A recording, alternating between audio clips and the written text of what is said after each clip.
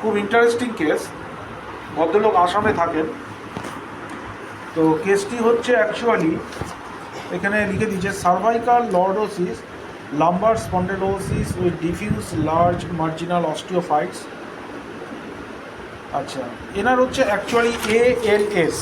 কেন পেশেন্টটাকে আমি এখানে লিখেছি, অনেক রিপোর্ট আছে, হায়দ্রাবাদ, আসাম, অনেক জায়গায় গার্গন টার্গন অনেক কিছু নিয়ে এসছে। এখানে এই ভদ্রলোক নিয়ে এসছেন, আমি মুখ দেখাবো না কারণ পেশেন্টের সিকিউরিটির জন্য। আমি লিখে রেখেছি, এই যে রয়েছে দেখুন, ডিস্ক প্রট্রুশন ওভার C4, 5, C6, 7 এবং লাম্বারে রয়েছে আর স্ক্লেরোটিক চেঞ্জ, ফ্লাভাম হাইপারট্রফি, ALS। আচ্ছা, আর এখানে হচ্ছে হিস্ট্রিতে আমি ম্যালেরিয়া পেয়েছিলাম। আর HTN ওনার একজন ভদ্রলোক ওখানকার আসাম থেকে আমি ক্লিনিক্যাল প্যারামিটার চেক করতে বলেছি, 170/90, 74 per minute regularly irregular, and S1 heart ঠিক আছে, বেসাল ক্রেপস রয়েছে। আমি ALS মানে হচ্ছে অ্যামাইলোট্রফিক ল্যাটারাল স্ক্লেরোসিস। অ্যাকচুয়ালি এখানে যে সমস্যাটা, এই যে ভার্টিব্রা, এই ভার্টিব্রার ওনার এইখানে ডিস্ক প্রট্রুশন রয়েছে আর লাম্বার ভার্টিব্রার এখানে ডিস্ক প্রট্রুশন, এই তিনটাতে রয়েছে। অ্যামাইলোটিক স্ক্লেরোসিস এখানে এগুলো আস্তে আস্তে শুকিয়ে যাচ্ছে, এই বোন ম্যারোগুলো শুকিয়ে যাচ্ছে, যার ফলে এই সমস্যাটা ওনার দাঁড়িয়েছে। একটুখানি সমস্যাটা দাঁড়িয়েছে। কিন্তু প্রথমেই আমি কস্টিপাম এবং ফসফরাস এইসব জিনিস আমার মাথায় আসলেও আমি পালসিটিলা দিয়েছি আর কি। কেন দিয়েছি তার কারণটা হচ্ছে, আমি এখানে সবাইকেই লিখে দিয়ে এনাকেও লিখে দিয়েছি, 558 নম্বর কেস, তো এই জন্য লিখে দিয়েছি।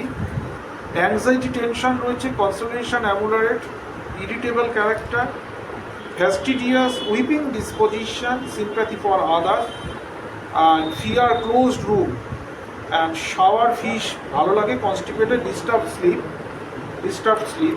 আরও কিছু পেয়েছিলাম এখানে, সেখানে রয়েছে অ্যাম্বিথার্মাল।